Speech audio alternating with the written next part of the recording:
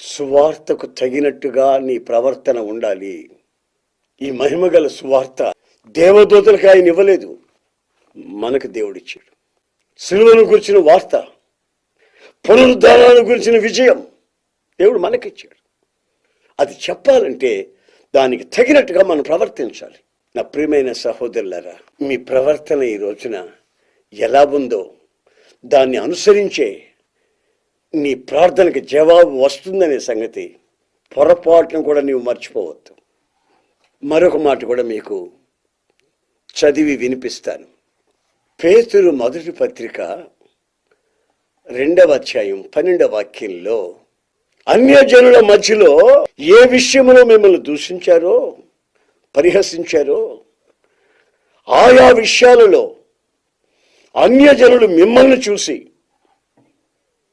దేవుని నామాన్ని మహిమపరచ